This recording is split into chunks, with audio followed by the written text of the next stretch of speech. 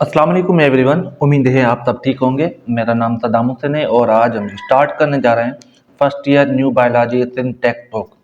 हमारे YouTube channel का नाम है स्टडी इन सेकेंड और आज हम पहला चैप्टर स्टार्ट करेंगे बायोलॉजिकल मॉलिक्यूल। और इसमें जो हम टॉपिक डिस्कस करेंगे डिटेल में वो ये है कि introduction of biological molecule, importance of water molecule, protein, carbohydrate, lipid, nucleic acid और कॉन्जुगेटेड मॉलिक्यूल। ये सारी टॉपिक्स हम डिटेल में डिस्कस करेंगे और वन बाय वन।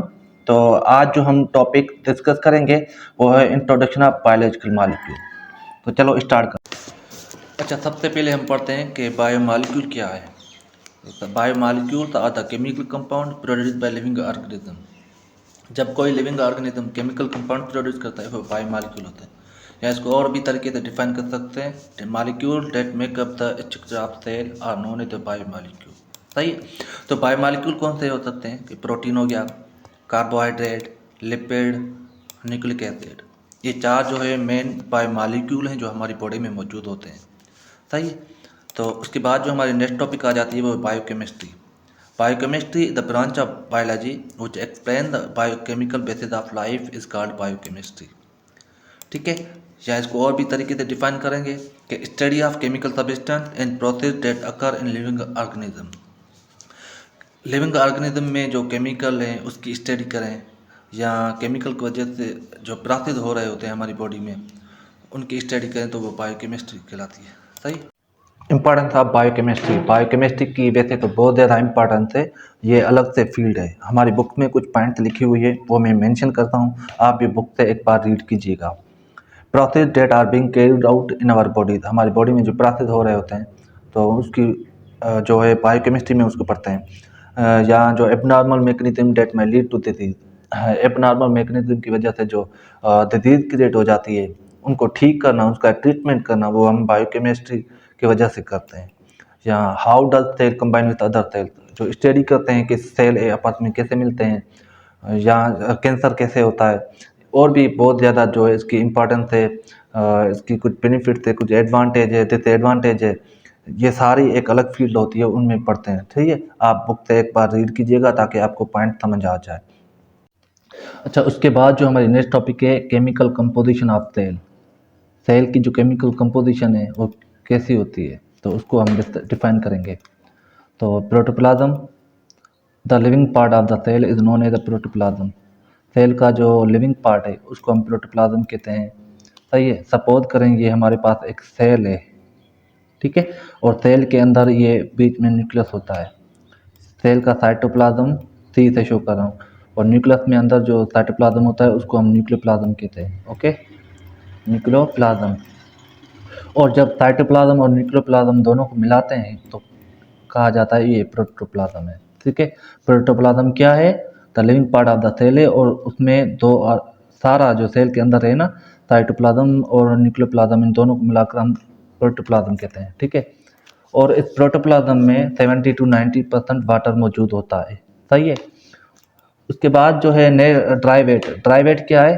अगर जो 70 to 90% हमारी सेल में जो है ये वाटर मौजूद होता है ना, इस वाटर को अगर जो बॉडी से क्या सेल से एवापोरेट करते हैं, ठीक है, तो उसको हम ड्राई वेट कहते हैं। ठीक है। क्या है? एक मिनट में इसको मिटा दूं।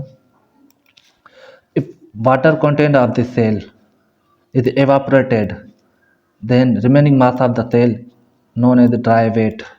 ड्राई वेट क्या है? जब सेल है ना, सेल से जो है वाटर बाहर निकालें, एवापोरेट कर दें, तो रिमेनिंग पोर्शन है या मास है वो ड्राई वेट होता है। और इस सेल के अंदर जो रिमेनिंग पोर्शन होता है या मास जो होता है उसमें बायोमॉलिक्यूल मौजूद होते हैं। ठीक है, समझ आ गया? एक बार मैं फिर से बताऊं कि हमारे पास ये एक सेल है और सेल के अंदर न्यूक्लियस है। सही है। और ये इसको हम प्रोटोप्लाज्म कहते हैं। ठीक है। साइटोप्लाज्म और न्यूक्लियोप्लाज्म को मिलाकर हम प्रोटोप्लाज्म कहते हैं और इसमें 70 to 90% वाटर मौजूद होता है। सही है। अगर ये वाटर निकाला जाए बॉडी से या सेल से, ये वाटर निकाला जाए तो रिमेनिंग जो यहाँ पर मास बचता है वो ड्राई वेट कहलाता है। D R dry weight. तो DW ड्राई वेट कहलाता है। सही है। और ड्राई वेट में क्या मौजूद होते हैं, केमिकल सब्सटेंस मौजूद होते हैं, बायोमॉलिक्यूल मौजूद होते हैं और भी बहुत कुछ मौजूद होता है। ठीक है, तो उम्मीद है ये समझ आ गया होगा कि ये क्या कह रहा हूँ। सही है। और उसके बाद जो है एक पॉइंट बतानी है, वो ये कि जो है ये बायोमॉलिक्यूल होते हैं ना, ये बायोमॉलिक्यूल कैसे बनते हैं, मतलब इन बायोमॉलिक्यूल में जो एलिमेंट्स होते हैं वो कौन से होते हैं। Atoms that make up the biomolecule are following. जो है ना बायोमॉलिक्यूल, जैसे प्रोटीन हो गया, कार्बोहाइड्रेट हो गया, लिपिड, प्रोटीन और न्यूक्लिक एसिड, ये बनते हैं ना, उनमें ये मेन एलिमेंट होते हैं, carbon, hydrogen, oxygen, nitrogen, phosphorus, sulphur. ठीक है, क्लियर हो गई ये बात, तो समझ आ गया ये।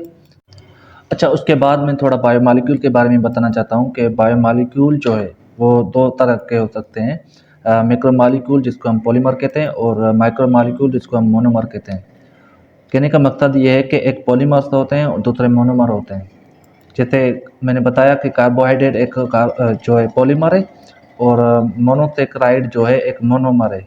ठीक है, तो जैसे प्रोटीन हो गया, प्रोटीन एक पॉलीमर है और मोनोमर है उसका अमाइनो एसिड। आपको ये क्वेश्चन आ सकता है कि प्रोटीन एक जो है पॉलीमर है उसका मोनोमर क्या हो सकता है या माइक्रोमॉलिक्यूल क्या हो सकता है, तो अमाइनो एसिड है। ऐसे ही लिपिड जो है एक पॉलीमर है और मोनोमर है उसका फैटी एसिड। तो न्यूक्लिक एसिड एक पॉलीमर है और उसका जो है मोनोमर है न्यूक्लियोटाइड। सही है, ये क्वेश्चन आ सकते हैं। ये कुछ पॉइंट्स लिखी हुई थी बुक में तो मैंने बता दी। हमारे बुक में ये चार्ट दिया हुआ है और इस चार्ट को डिस्कस करने के बाद हम लेक्चर एंड करेंगे। तो कार्बोहाइड्रेट एक बायोमॉलिक्यूल है और ये जो है पॉलीमर है, पॉलीमर और मोनोसेक्राइड ये मोनोमर है। जब मोनोसेक्राइड आपस में मिलते हैं तो जो है कार्बोहाइड्रेट बनता है, और जब मोनोसेक्राइड आपस में मिलते हैं तो वहाँ पर एक लिंकेज होती है, ग्लाइकोसाइडिक लिंकेज। जैसे मैं आपको बनाकर दिखाऊं, तो ये एक मोनोसेक्राइड है, दूसरा ये मोनोसेक्राइड है, तीसरा ये मोनोसेक्राइड है, और ये जो आपस में मिलेंगे और यहाँ पर ये जो लिंकेज है ना, ये लिंकेज ग्लाइकोसाइडिक लिंकेज होती है। ऐसे ही प्रोटीन एक पॉलीमर है और अमाइनो एसिड एक मोनोमर है।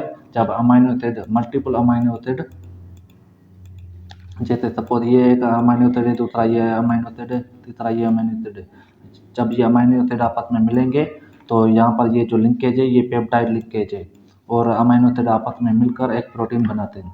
लिपिड भी ऐसे काम करता है कि ग्लाइसरॉल और फैटी एसिड आपस में मिलकर लिपिड बनाते हैं, और यहाँ पर जो लिंकेज होती है वो ईस्टर लिंकेज होती है। सही है। और न्यूक्लिक एसिड है, न्यूक्लिक एसिड में डीएनए और आरएनए आ जाता है। न्यूक्लिक एसिड जो है उसका जो ये मोनोमर होता है, ये न्यूक्लिक एसिड पॉलीमर है और इसका न्यूक्लियोटाइड होता है। और जब डीएनए आ जाता है तो डी आती है राइबो न्यूक्लियोटाइड, जब आरएनए आता है तो राइबो न्यूक्लियोटाइड। ठीक है। और यहाँ पर जो इन दोनों में जो लिंकेज होती है वो फास्फो ईस्टर लिंकेज होती है। तो उसके बाद जो है ये यहाँ पर थोड़ा कंपैरिजन बताया हुआ है बैक्टीरिया और मेम्ब्रेन सेल का। तो वाटर तो दोनों में सेम होता है। प्रोटीन जो है यहाँ पर 15 होता है, यहाँ पर 18। कार्बोहाइड्रेट यहाँ पर 3, यहाँ पर 4। लिपिड यहाँ पर 2, यहाँ पर 3। डीएनए 1, यहाँ पर 0.25। RNA 6, 1.10। Other organic compound 2, inorganic ion 1। ये याद करने की चीज़ें थी, और आप जो है इनको अच्छे से देखें और याद करें। यहाँ से भी बहुत से क्वेश्चन बनते हैं। तो आज का हमारा ये लेक्चर यहीं तक एंड होता है। हमारे यूट्यूब चैनल का नाम है स्टडी इन सेकेंड, और जो है आप अपने दोस्तों तक ये भी लेक्चर शेयर करें। मिलते हैं नेक्स्ट लेक्चर में, तब तक के लिए अल्लाह हाफिज़।